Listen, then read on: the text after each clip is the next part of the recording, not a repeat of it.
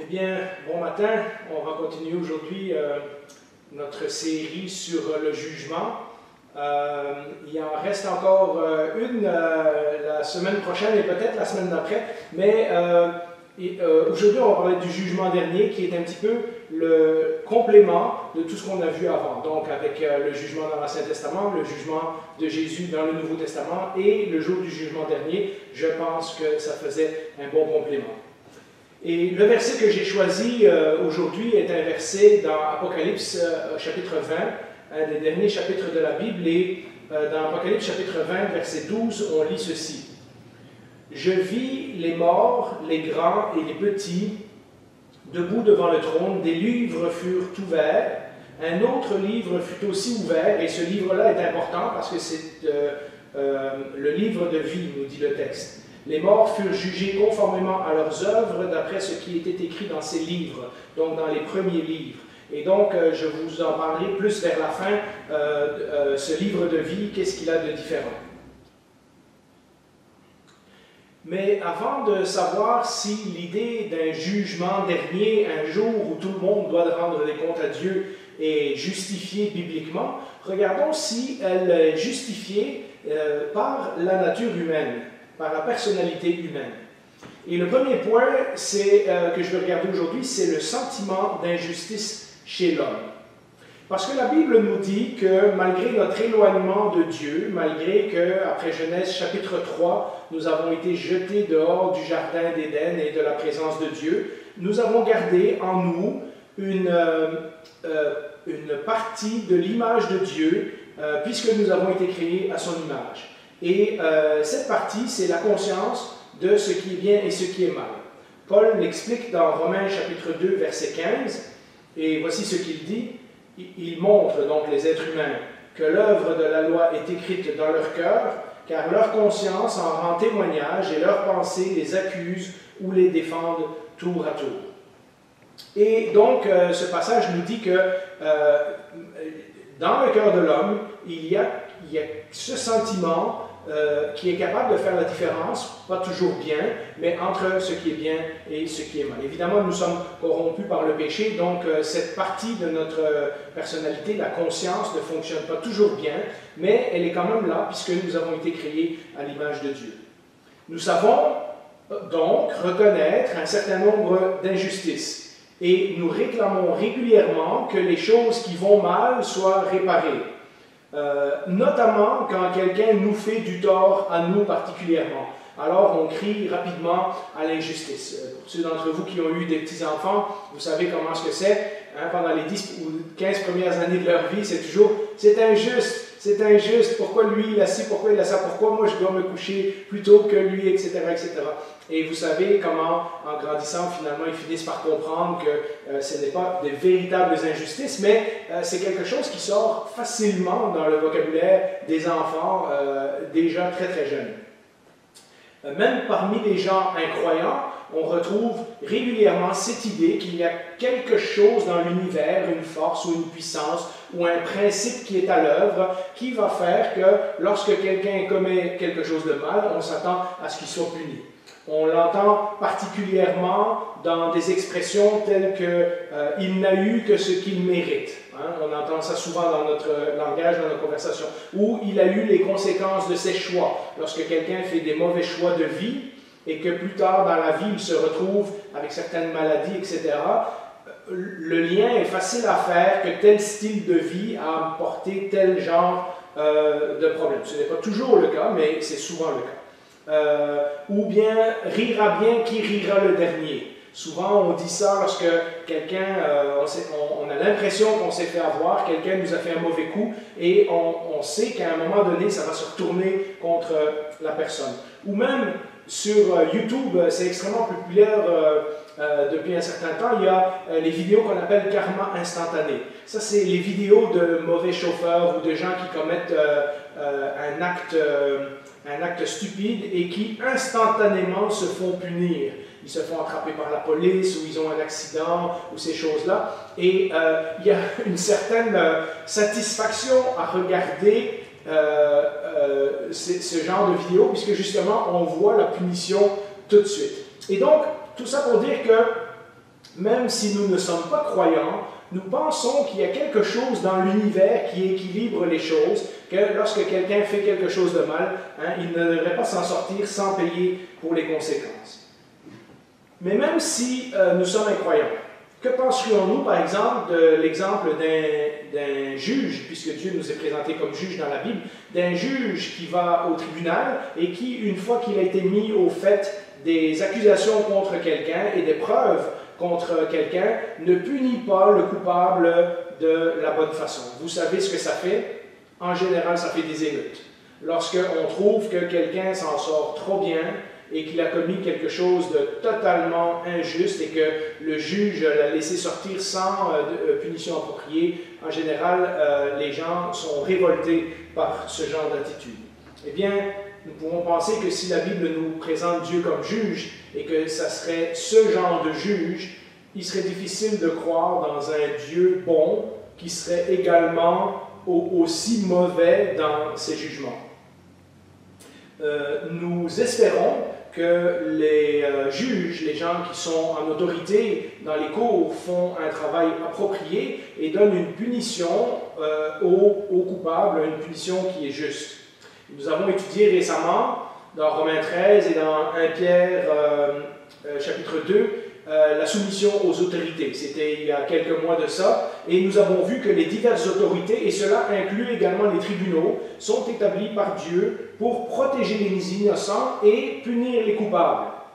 Nous lisons dans 1 Pierre chapitre 2 au verset 13, comme rappel, « À cause du Seigneur, soumettez-vous à toutes les institutions établies parmi les hommes, soit au roi parce qu'il est au-dessus de tous, soit aux gouverneurs parce qu'ils sont envoyés par lui pour punir ceux qui font le mal et approuver ceux qui font le bien. » Donc, instinctivement, nous sommes tous d'accord que c'est comme ça qu'une société qui fonctionne bien devrait marcher. Quand quelqu'un commet un crime grave, on veut que justice soit faite. On s'attend à ce que la police, les autorités, les juges, les tribunaux donnent une peine appropriée pour le crime qui a été commis. On veut que les gens soient compétents à faire le travail qu'on leur a confié, qui est de, entre guillemets, juger des actions de la société. Ainsi, l'idée qu'il pourrait y avoir un être supérieur à qui un jour chacun de nous doit rendre des comptes n'est pas si étranger à la nature humaine qu'on aimerait le penser. Et donc, avant d'aller parler du jugement dans la Bible, je voulais regarder si ce sentiment se trouvait chez l'homme, et nous voyons qu'en effet, dans la personnalité humaine, il y a ce sentiment de ce qui est bien, ce qui est mal, ce qui est juste et ce qui est injuste. Et donc, cela m'amène au thème d'aujourd'hui qui est le jugement final, le jugement dernier, ce jour qui est décrit de différentes façons, mais la Bible nous dit des choses très précises sur ce jour du jugement. À travers l'histoire, et nous le voyons dans la Bible, mais nous savons que c'est vrai également dans l'histoire hors de la Bible, Dieu a eu à juger des hommes. Il a commencé par exemple avec Caïn, qui a tué son frère, et ensuite nous voyons toute l'histoire de l'Ancien Testament, mais également dans l'histoire des civilisations, nous voyons que Dieu a jugé des hommes, mais il a aussi jugé des peuples, il a jugé des royaumes, il a jugé des civilisations au complet, et divers événements de l'histoire ont été perçus comme des jugements de Dieu. Et nous avons passé un certain temps dans les dernières semaines, si vous ne vous rappelez plus, vous irez écouter les leçons précédentes, et nous avons passé donc un certain temps à regarder ce que la Bible nous disait sur ce jugement. Nous avons vu que Dieu évalue constamment les actions des hommes, les actions des sociétés, et intervient pour remettre les choses en ordre, en sauvant le fidèle ou en sauvant l'innocent et en punissant le coupable. Mais lorsque nous lisons l'Ancien Testament, à de nombreuses reprises, nous entendons parler, notamment dans les prophètes, de ce jour du Seigneur, un jour du jugement qui est annoncé à de nombreuses reprises dans l'Ancien Testament. Pour les gens de l'Ancien Testament, ce jour du Seigneur, c'était le jour où ils espéraient voir Dieu revenir visiblement sur la terre pour remettre les choses en ordre. Rappelez-vous que pour le peuple juif qui a l'Ancien Testament, ils savent très bien que depuis le Jardin d'Éden, les choses ne sont pas comme elles devraient être. Et il y a cet espoir que Dieu va un jour venir restaurer les choses, notamment en faveur d'Israël, parce qu'il y a les nations environnantes, il y a le mal autour, Israël se fait envahir, persécuter, etc. Les gens ne reconnaissent pas que le Dieu d'Israël est le seul vrai Dieu, etc. Et il y a cet espoir dans l'Ancien Testament que Dieu va venir de façon visible restaurer les choses et punir le coupable. Souvent, ce jour du Seigneur est décrit de façon spectaculaire, dans le même langage un peu que ce qu'on lit dans le livre de l'Apocalypse, donc un langage très imagé et très symbolique où on voit la lune se changer en sang, on voit les étoiles tomber sur la terre, etc. En fait, ce qu'ils sont en train de nous dire, c'est que ce jour-là va être un jour terrible. C'est une intervention spectaculaire de Dieu. Et lorsque nous lisons au travers des prophètes, différents prophètes, nous voyons que souvent les prophètes vont annoncer un jour du Seigneur qui correspond à un jour de jugement historique. C'est très clair, notamment dans le cas de l'exil à Babylone, l'arrivée des Babyloniens dans le pays d'Israël, où est-ce que le jour du Seigneur, c'est ce jour où Dieu utilise les Babyloniens pour punir le péché d'Israël. Alors, comme nous le verrons dans quelques mois dans le prophète Habakkuk, les Israélites ne s'attendaient pas du tout à ce qu'un peuple plus méchant qu'eux serve d'outil de jugement de la part de Dieu, mais c'est ce qui va arriver. Dieu va utiliser un peuple, un envahisseur, pour finalement donner à Israël le juste châtiment qu'il méritait pour leur désobéissance qui avait duré depuis des siècles et des siècles. Et donc, souvent, il s'agit d'une journée historique, d'une journée bien précise que les prophètes peuvent nommer en détail. Nous lisons par exemple dans Ézéchiel chapitre 30 au verset 3. « En effet, le jour est proche, le jour de l'Éternel est proche, ce sera un jour de ténèbres, la période réservée aux nations. » Et ce texte fait référence au fait que Babylone va détruire, pas juste Israël, mais tous les autres pays sur son passage. Et ça va être le jour où les nations de toute cette région-là vont être punies, et l'instrument de la punition de Dieu, ce sera les Babyloniens, qui eux-mêmes, moins d'une centaine d'années après, seront punis pour leur arrogance, mais la Bible nous dit clairement qu'il y a eu un jugement à ce moment-là. Le jour du Seigneur, c'était le moment où les armées babyloniennes sont venues, ont détruit Jérusalem, ont détruit le temple et ont pris le peuple de Dieu en exil, en captivité, dans un autre pays pendant 70 ans. Mais en même temps, et c'est un vaste sujet, donc je me permets de résumer pour aujourd'hui, pour avancer plus vite, le jour du Seigneur est un grand sujet dans l'Ancien Testament, mais ce qu'on remarque parallèlement, c'est que malgré qu'il s'agit d'un jour historique, il y a toujours dans les prophéties quelque chose qui n'est pas tout à fait accompli. Comme si ces prophéties pointaient à un autre jour du Seigneur futur qui n'est pas encore arrivé. Comme si ces jours du Seigneur qui arrivent dans l'Ancien Testament ne sont que des aperçus de ce qui va arriver au véritable jour du Seigneur avec un J majuscule. Et ce jour du Seigneur, nous dit le Nouveau Testament, ce jour commence lorsque Jésus vient comme sauveur, mais aussi comme juge, et lorsque le royaume de Dieu s'est approché. Nous lisons dans le dernier livre de l'Ancien Testament, Malachie, chapitre 4, versets 5 et 6. « Voici, je vous enverrai Élie le prophète. » Et Jésus dira que ce Élie qui est annoncé par Malachie, c'était en réalité Jean-Baptiste. Donc vous voyez la référence ici. « Avant que le jour de l'Éternel arrive, ce jour grand et redoutable. Il ramènera le cœur des pères à leurs enfants et le cœur des enfants à leurs pères, de peur que je ne vienne frapper le pays d'interdit. » Et comme nous l'avons vu la semaine passée, Jésus savait que sa venue dans le monde était le moment du jugement. C'était le commencement du jugement de ce monde. Jésus était venu pour sauver le monde, mais pour les gens qui allaient rejeter son message, ils devaient se préparer au jugement, parce que leur réaction face au message de Jésus décidait déjà aujourd'hui de leur sort éternel. Jean 3, 19 nous dit Jésus, « Et ce jugement, c'est que la lumière étant venue dans le monde, les hommes ont préféré les ténèbres à la lumière parce que leurs œuvres étaient mauvaises. » Et donc Jésus dit, « Moi je suis venu évaluer ce monde, moi je suis venu par ma vie montrer l'exemple et suivant comment les gens réagissent au message que je leur annonce, ils se repentent et ils entrent dans le royaume de Dieu, ou ils se révoltent et ils seront séparés de Dieu pour l'éternité.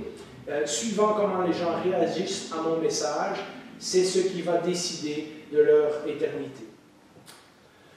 Le jour où le monde a été jugé, pourrait-on dire, le jour où le diable a été vaincu, le jour où le péché a été condamné, c'est sur la croix. Un jour, longtemps auparavant, en Éden, l'homme et la femme avaient décidé de redéfinir le bien et le mal selon leurs propres termes. Et ça leur avait coûté la séparation d'avec Dieu. Maintenant, sur la croix, Dieu est en train de rétablir la définition du bien et du mal, mais selon ses propres termes. Et pour cela, il a annoncé qu'il y aura un dernier jour du Seigneur où toute la terre devra rendre compte à Dieu face au message qu'ils auront entendu de Jésus. Jean 12, 46 nous l'explique bien, versets 46 à 48. « Je suis venu comme une lumière dans le monde, afin que quiconque croit en moi ne demeure pas dans les ténèbres. Si quelqu'un entend mes paroles et ne les garde point, ce n'est pas moi qui le juge, car je suis venu non pour juger le monde, mais pour sauver le monde. Celui qui me rejette et qui ne reçoit pas mes paroles a son juge. La parole que j'ai annoncée, c'est elle qui le jugera au dernier jour. » Et donc cet avertissement de Jésus est extrêmement important puisque Jésus dit « Moi, je n'aurai même pas besoin de vous juger. C'est ce que vous aurez fait de mes paroles qui va décider de votre sort. » L'humanité sera donc jugée un dernier jour selon ce qu'ils auront décidé à propos de Jésus et de la croix. Est-ce qu'on accepte que nos vies soient redéfinies par ce que Jésus dit du bien et du mal, ou est-ce qu'on continue à vouloir vivre le bien et le mal à notre façon? Et comme nous l'avons souligné à la fin du dernier message, rendu là, il n'y a pas de seconde chance. Une lecture du livre de l'Apocalypse nous montre que rendu à ce dernier jour, même avec tous les fléaux et toutes les catastrophes qui s'abattent sur l'humanité, les gens, au lieu de se repentir, demandent aux montagnes de les cacher de la colère de Dieu. Au lieu de se repentir, ils préfèrent essayer de fuir. Et donc, vous voyez, ce n'est pas que Dieu ne leur laisse pas de chance, c'est que même en leur envoyant des catastrophes pour attirer leur attention, le monde s'entête et le monde refuse le message du salut, le message de la repentance. Et donc, au dernier jour, ce jour final du jugement de Dieu, Dieu n'aura pas d'autre choix que de prononcer un juste jugement selon la manière dont les gens auront décidé de réagir au message de Jésus. Dans Matthieu 25, verset 41, c'est Jésus lui-même qui raconte cette parabole et qui nous dit « Ensuite, il, c'est-à-dire Dieu, dira à ceux qui seront à sa gauche, « Éloignez-vous de moi, maudits, allez dans le feu éternel qui a été préparé pour le diable et pour ses anges. » Et donc, comme on l'a dit, rendu là, il n'y a plus de seconde chance. Ce n'est même pas que Dieu ne veut pas donner de seconde chance, c'est que les hommes, rendus là, sont tellement endurcis qu'ils refusent une seconde chance. Alors, au début, nous avons parlé des livres qui sont ouverts et nous avons parlé du jugement. Et en premier abord, on pourrait croire que nous allons tous être jugés de la même façon. Et en même temps, nous avons entendu le message de Jésus qui nous dit « Celui qui croit en moi ne passera pas en jugement, mais il est passé de la mort à la vie. » Et donc, nous devons nous poser la question maintenant de qu'en est-il du jugement des croyants? Est-ce que le croyant va être jugé de la même façon que les gens qui n'ont pas cru? 1 Pierre 1, verset 17 nous dit « Et si vous invoquez comme Père celui qui juge selon l'œuvre de chacun, sans exception de personne. » Donc le texte nous dit que les chrétiens aussi seront jugés selon leurs œuvres par Dieu. « Conduisez-vous avec crainte pendant le temps de votre pèlerinage. » Donc l'apôtre Pierre nous encourage à vivre avec la crainte de Dieu, en sachant qu'un jour, nous aussi, nous devons rendre compte devant Dieu. Dieu passera en revue toutes les actions des hommes, toutes les paroles, toutes les intentions de tous les hommes, y compris de ses enfants.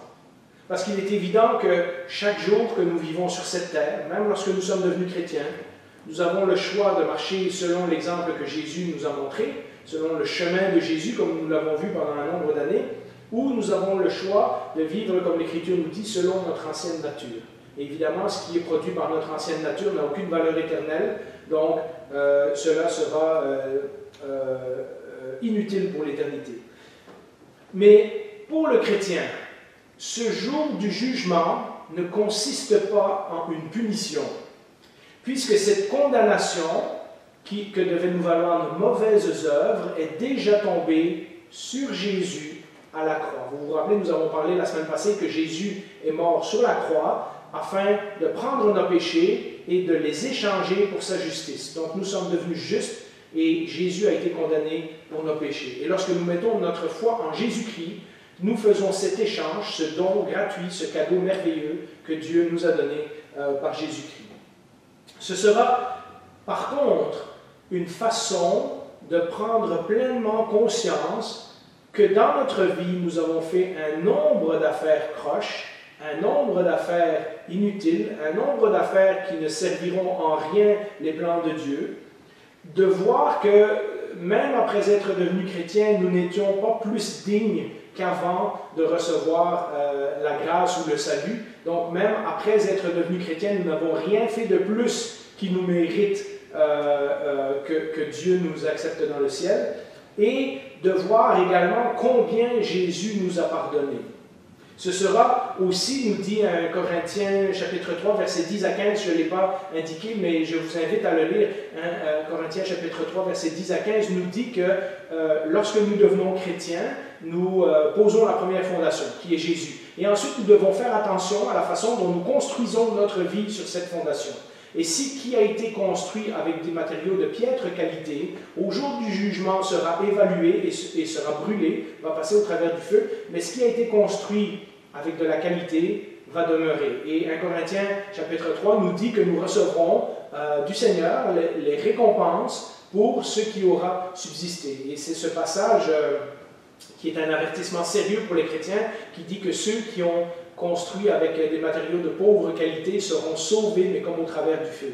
Donc, de justesse. Il n'y aura pas de récompense supplémentaire pour la fidélité de ce serviteur. Ils seront sauvés, donc nous ne serons pas condamnés comme les non-croyants, parce que nous avons mis notre confiance en Jésus, mais nous n'aurons pas grand-chose à montrer à notre Seigneur. Ce sera donc l'occasion de recevoir l'évaluation de notre vie. Nous savons que nous sommes pardonnés, mais nous serons peut-être encore tristes ce jour-là et nous aurons peut-être des regrets de voir tout ce que nous avons fait de travers, même lorsque nous étions chrétiens. D'ailleurs, je pense que c'est Charles Stanley qui prend ce passage que je cite souvent dans Apocalypse où ça dit que le Seigneur consolera, essuiera nos larmes, et il fait le lien en disant c'est justement dans ce contexte-là, dans le contexte du jugement, que le Seigneur va essuyer nos larmes. Et lui, il interprète ce texte en disant que le Seigneur va nous montrer tout ce que nous avons fait de bien et de mal dans notre vie, et nous allons pleurer. Mais il va nous consoler, et il va nous prendre avec lui pour l'éternité. Et je trouvais que c'était une explication qui avait bien du sens. Dans 2 Corinthiens chapitre 5, verset 10, nous lisons encore ce texte. « En effet, il nous faudra tous comparaître devant le tribunal de Christ, afin que chacun reçoive le salaire de ce qu'il aura fait bien ou mal, alors qu'il était dans son corps. » Comme le dit le texte du début, des livres seront ouverts. Et nos œuvres, à nous chrétiens, seront inscrites également dans ces livres. Et les œuvres de chacun seront jugées. Mais un autre livre sera ouvert, si vous vous rappelez le texte qu'on a lu, et qui s'appelle le livre de la vie. Et c'est dans ce livre que se trouveront les noms de tous ceux qui appartiennent à Dieu. Si donc nous avons mis notre foi dans le sacrifice de Jésus pour nous, comme le dit la Bible, nous ne passerons pas en jugement, c'est-à-dire nous ne serons pas condamnés pour ces choses, mais nous passerons de la mort à la vie. Cependant, le texte que nous avons lu et les autres textes dans 1 Corinthiens nous disent que nous devrons rendre des comptes, nos œuvres seront évaluées. Alors je pose la question une dernière fois, la question qu'on avait posée tout au début de cette série, pourquoi le jugement? Eh bien, si Dieu est saint, et donc qu'il est parfait, il doit obligatoirement être également parfait lorsqu'il est juge. Il doit être un juge parfait. Face au mal dans le monde, nous ne pouvons qu'espérer que Dieu, qui est un bon juge, un juge parfait, fasse un jour justice de tout le mal qui a été commis dans l'histoire de l'humanité de façon tout à fait impartiale. Nous ne voudrions pas croire et servir un Dieu qui laisserait impuni un tas d'atrocités et de souffrances au nom d'un genre d'amour bonbon. D'ailleurs, les psaumes, mais aussi le livre d'Apocalypse de nouveau, nous présente ce soupir des croyants, non pas comme une vengeance, mais comme un désir que Dieu rétablisse les choses pour le bien. Regardez ce que nous lisons dans Apocalypse chapitre 6, au verset 10. Ils crièrent d'une voix forte, « Jusqu'à quand, Maître saint et redoutable, tarderas-tu à faire justice et à venger notre sang sur les habitants de la terre ?» Rappelez-vous que là, on est dans Apocalypse chapitre 6, il s'agit des martyrs qui sont sous le trône de Dieu, donc des gens qui sont dans la présence de Dieu, des gens qui sont au ciel, des gens qui ne sont plus contaminés par le péché et qui disent en toute pureté, sans aucune mauvaise intention dans leurs paroles, puisqu'ils ne sont plus contaminés par le péché, ils disent « Seigneur, jusqu'à quand tarderas-tu à faire justice et à venger notre sang sur les habitants de la terre ?» Et donc, nous voyons dans ce texte que ces gens expriment en toute pureté un principe divin, celui qui est que Dieu fera un jour une parfaite justice, le jour du jugement dernier, y compris pour ceux qui sont morts pour son nom. Alors, c'est un message difficile, c'est un message qui nous fait poser des questions. Et je ne veux pas qu'on se décourage, ni nous, ni les gens non-croyants à qui nous aurions l'occasion de partager ces messages sur le jugement. Alors je vais vous laisser avec un passage dans Hébreux chapitre 4, verset 7 qui nous dit ceci. « C'est pourquoi Dieu fixe de nouveau un jour, aujourd'hui, en disant bien longtemps après par David cette parole déjà citée, et ça c'est parce que l'auteur aux Hébreux l'a déjà citée 3 fois avant, « Aujourd'hui, si vous entendez sa voix, n'endurcissez pas votre cœur. » Mes amis, mes frères et sœurs, notre monde continue à être testé, notre monde continue à être examiné, notre monde continue à être évalué par Dieu. Et même s'il envoie périodiquement des jugements ou des périodes de jugement, comme on a dit, parfois pour arrêter le mal, parfois pour corriger la société, le jugement final n'a pas encore eu lieu. Ce qui veut dire que le monde, chaque jour que le soleil se lève, continue d'avoir une chance de se repentir chaque jour. Comme l'a dit Pierre, le Seigneur ne tarde pas dans l'accomplissement de sa promesse, mais il désire que tous soient sauvés. Alors, je vous laisse avec ça, et sur ce, je vous invite à un mot de prière. Eh bien, Seigneur, merci pour ce symbole simple, mais pourtant si puissant, qui nous rappelle que nous aussi, un jour, nous avons eu à prendre une décision face au sacrifice que tu as fait pour nous. Nous n'aurions jamais été capables, au travers de toutes nos bonnes œuvres, d'accumuler suffisamment de mérite pour nous présenter devant toi au jour du jugement et dire « Tu devrais me laisser rentrer au ciel ». C'est grâce à Jésus, grâce à ce cadeau gratuit, parce qu'il a pris nos péchés et qu'il nous a donné ta justice, que nous pouvons nous présenter devant toi sans honte, sans crainte. Merci Seigneur pour ta parole, merci pour la vérité de ta parole, merci pour la conviction de ta parole. Aide-nous à vivre dignement en tant qu'enfants de Dieu. Au nom de Jésus, nous te prions. Amen. Amen.